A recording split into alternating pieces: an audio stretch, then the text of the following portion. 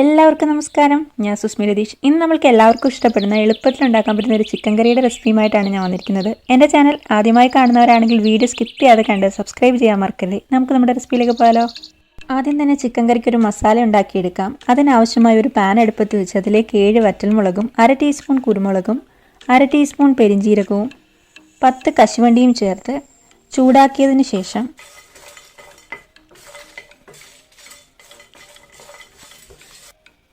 മിക്സിയുടെ ജാറിൽ 2 ഇടത്തരം തക്കാളിയും കൂടെ ചേർത്ത് വെള്ളം ചേർക്കാതെ നമുക്ക് അരച്ചെടുക്കാം. പേസ്റ്റ് രൂപത്തിൽ വേണം അരച്ചെടുക്കാൻ. ഇനി നമുക്കൊരു പാൻ അടുപ്പത്ത് വെച്ച് അതിലേക്ക് 4 ടേബിൾ സ്പൂൺ എണ്ണയിൽ 2 ഇടത്തരം സവാള ചെറുതായി അരിഞ്ഞതും ആവശ്യത്തിനുള്ള ഉപ്പും ചേർത്ത് ബ്രൗൺ നിറമാകുന്നത് വരെ വഴറ്റിയെടുക്കാം.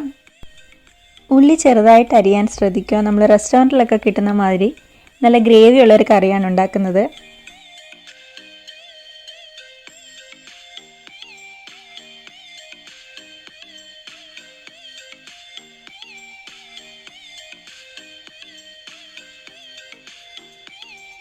ഉള്ളിയൊക്കെ ഏകദേശം 90% വഴണ്ടി വരുമ്പോഴത്തേക്ക് ഇതിലേക്ക് നമുക്ക് 1 ടേബിൾ സ്പൂൺ ഇഞ്ചി വെളുത്തുള്ളി ചതച്ചതുകൂടി ചേർത്ത് പച്ചമണം മാറുന്നത് വരെ വഴറ്റിയെടുക്കാം.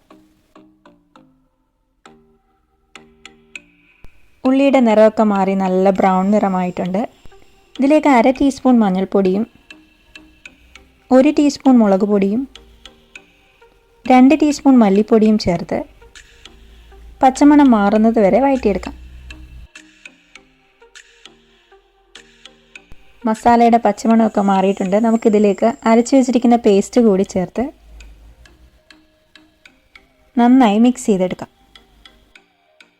ചെറിയ തീയിൽ നമുക്കതൊരു 5 മിനിറ്റ് കൂടി ഒന്ന് വഴറ്റിയെടുക്കാം.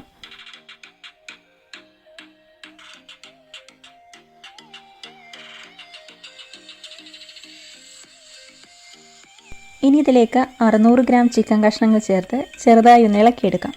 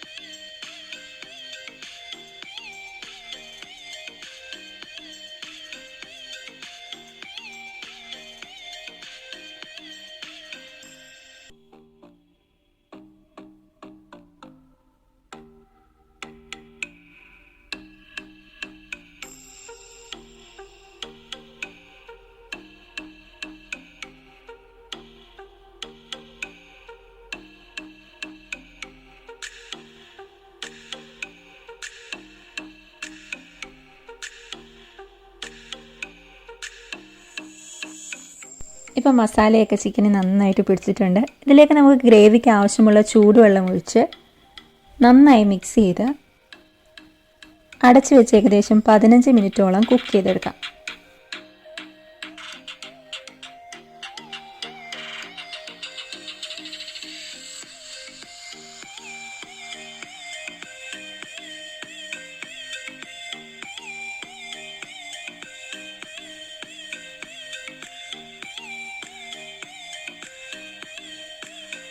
ഇപ്പോൾ ഏകദേശം 15 മിനിറ്റ് ആയിട്ടുണ്ട്. ചിക്കനൊക്കെ നന്നായിട്ട് കുക്കായിട്ടുണ്ട്. ആ ഗ്രേവിയൊക്കെ നന്നായിട്ട് കുറുകി വന്നിട്ടുണ്ട്. ഇതിലേക്ക് 1/2 ടീസ്പൂൺ ഗരം മസാലയും 1 ടീസ്പൂൺ കസൂരി മേത്തിയും ചേർത്ത്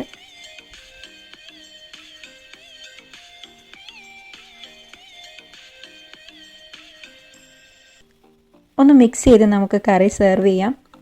അന്നേരം എല്ലാവരും ഇതൊന്ന് ട്രൈ ചെയ്ത് നോക്കുക. വളരെ പെട്ടെന്ന് ഉണ്ടാക്കാൻ പറ്റുന്നൊരു കറിയാണ്. പൊറോട്ടയുടെ കൂടെയും ചപ്പാത്തിയുടെ കൂടെയും ചോറിൻ്റെ കൂടെയും കഴിക്കാൻ പറ്റിയ നല്ലൊരു കറിയാണിത്. അന്നേരം വീഡിയോ ഇഷ്ടപ്പെട്ട് കഴിഞ്ഞാൽ എല്ലാവരും ലൈക്ക് ചെയ്യാൻ മറക്കരുത്. ഫ്രണ്ട്സിനും ഫാമിലിക്കും ഒക്കെ ഷെയർ ചെയ്ത് കൊടുക്കാനും മറക്കരുത്.